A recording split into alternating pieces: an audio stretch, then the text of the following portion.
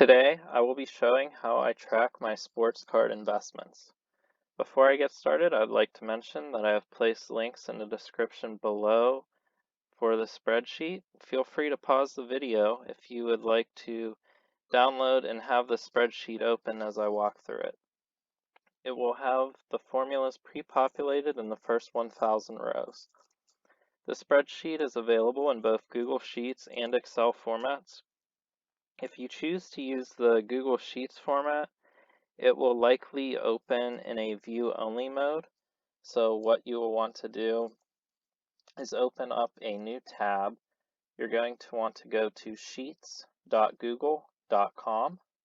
Once you're there, you're going to start a blank new spreadsheet.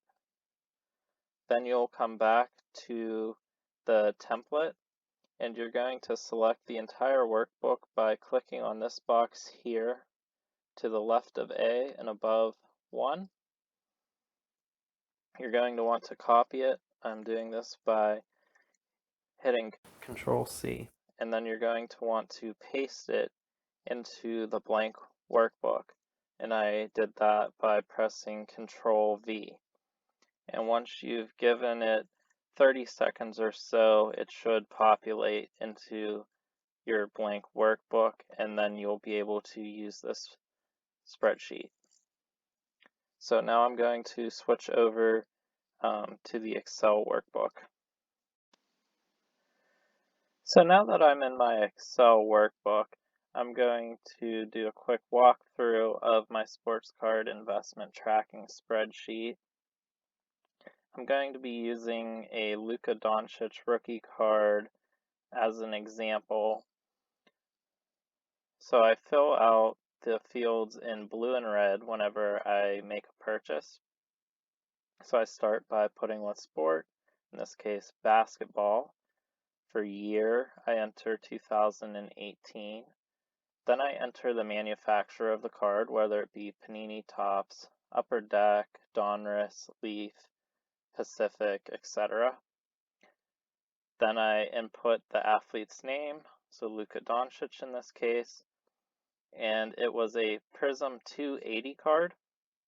So this description field can also be used to identify what type of card it is, or if you're buying sealed wax, like in this example here, I have 4 Prism Fat Packs that I purchased.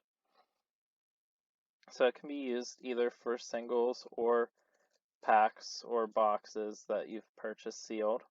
I've also put that it's a PSA 10, so if it was a BGS 9.5 or other grade, I would input it into this field. And then I also have a field here where I can put in the certification number if I choose to do so, or I could just leave it blank if it's a raw card. I purchased this card on May 12th, 2019, and then I put in the price that I purchased it at, so that would include tax and shipping, and I pull this from my eBay purchase history. It just gives me the total amount that I've spent, and I put that into this field. Now, these yellow and gray fields are what I fill out when I sell the card. So for example, if I sold the card today, I would just enter today's date and the price that I'd sell at. We'll use $900 since that's about the going rate for the card. For the payment received, I like to put in the actual amount that I receive. So the amount from PayPal if I'm selling on eBay, or if I sell in person, I could just put $900.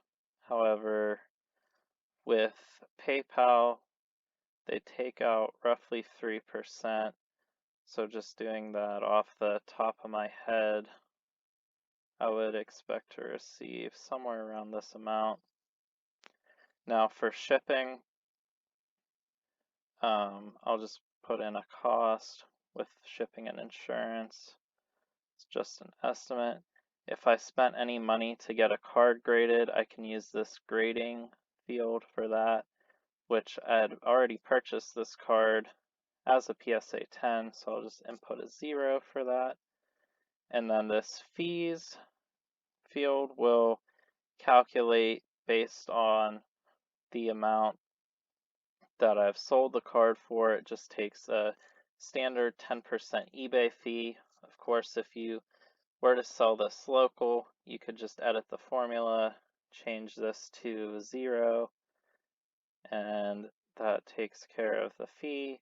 Or if you're selling on StockX and you're paying the 8.5% fee, you can change that amount.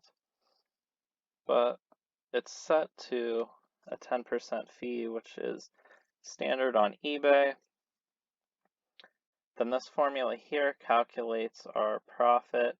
So if the sold price cell is left blank in column K, this cell stays blank.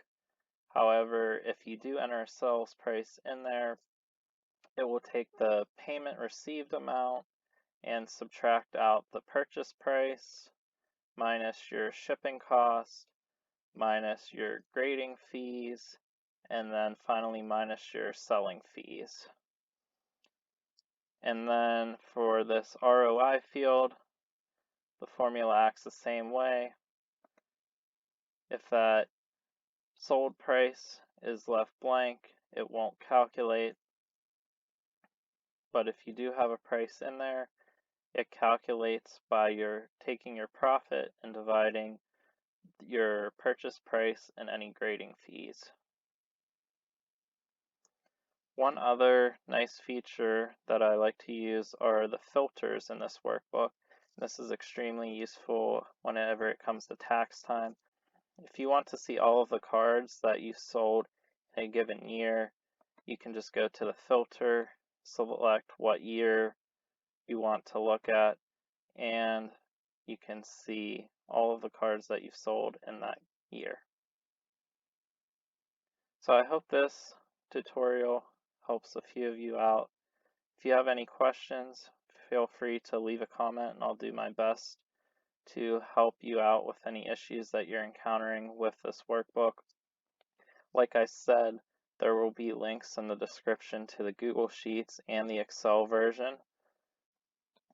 I hope this video helps you keep track of the cards that you're buying and selling, as well as what profits you're making, and to help ease the burden whenever it comes time to pay taxes on those profits.